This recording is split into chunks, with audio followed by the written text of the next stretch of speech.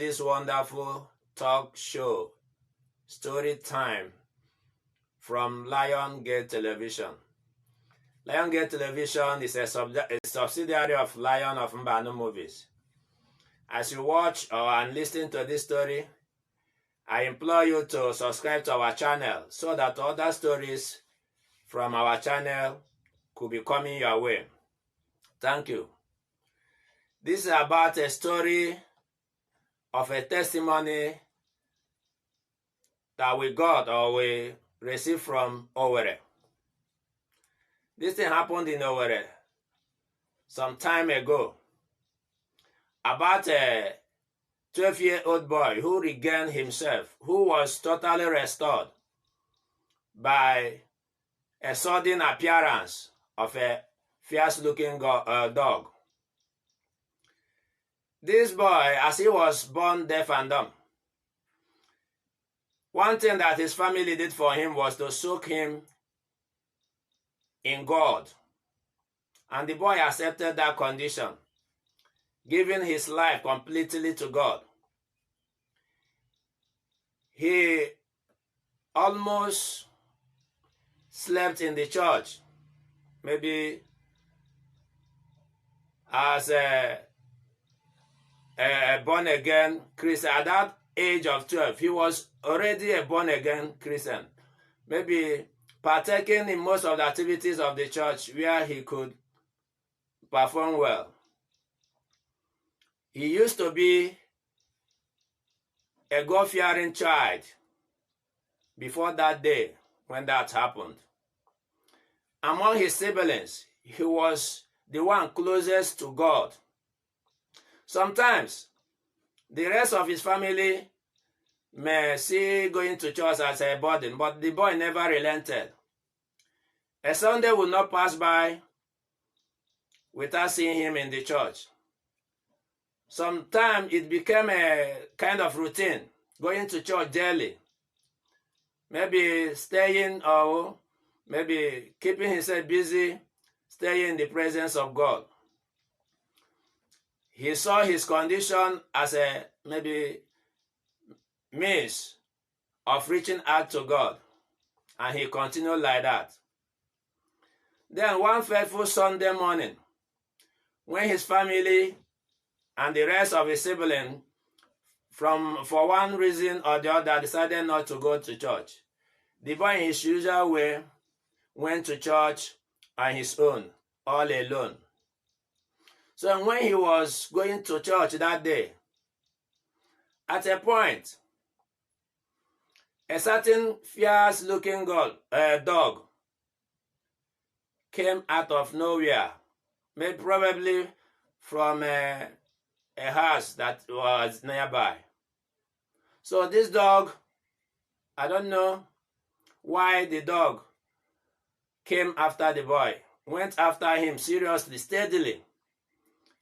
And the boy, seeing the dog, got shocked and started running. The dog was faster than the boy. And when the boy realized that the dog was coming after him without relenting, the boy stopped. No help he saw no person to rescue him. It was only him and that dog that was coming after him steadily. So there was nothing else the boy could do than to stand and watch what the dog was about to do. The dog got at him, and at the point of trying to grab at the boy, the first time in his life he could shout and talk. The boy shouted, "Jesus Christ!" And that was how the boy started to hear. People, I don't know, from nowhere came out. Maybe they had been watching the boy from distance. They came out. And the boy was the person narrating to them what happened. The most wonderful thing that happened was that when the boy shouted, "Jesus," the dog stopped abruptly and gazed at the eyes of the boy as though he really knew, or it really knew that the boy was deaf and dumb. As though it was really surprised that the boy could talk and shout. So when the boy shouted Jesus Christ, the dog stopped. And after some seconds, the dog went back to the place it came from. And it was surprising that the dog did not go back to any house. The dog went back straight to the nearby bush, a small bush. And nobody cared to know where the boy went to after that time. Everything the people were doing was shouting, praising God. Praising God who has made it possible, or who made it possible for that boy to talk for the first time, for that boy to hear for the first time. So people gathered. The boy was narrating to them. At the end of it, all of them followed the boy to the church to go and even help him to narrate it. Most of them worship that day at the church, at the same church. So that was how this boy was restored completely and wholly by a sudden presence of a fierce-looking dog. That was a great testimony that was highly celebrated in Owerri. If you live, or you are close, or you are close to Orji, this thing happened within that Orji axis.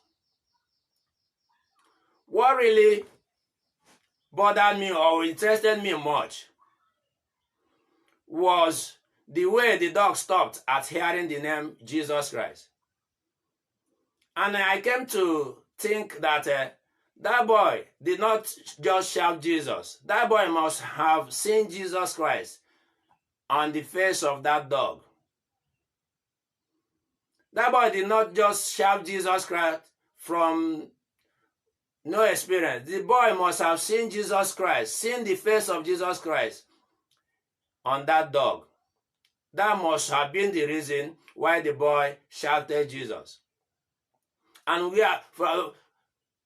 another thing that bothered me was the fact that that dog returned and went into a small bush, and nobody could give account of the dog again.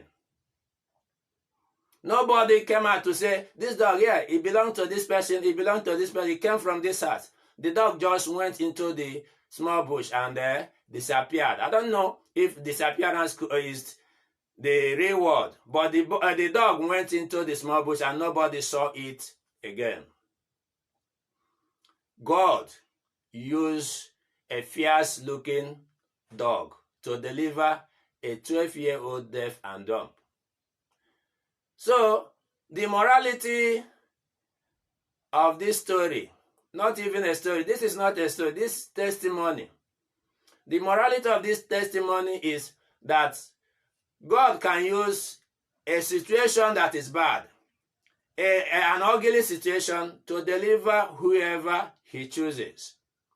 So when you face an ugly situation, whenever you face something that is as ugly and unacceptable to you, you should not panic.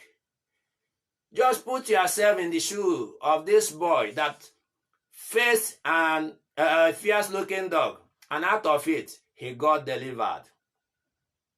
So most of the time, as I understand from this story, God may not want to use a palatable situation to deliver somebody who has been in bondage.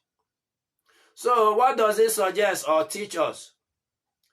It teaches us that there's no condition you should see as unacceptable in your life. Just face it. Face that condition. Be brave.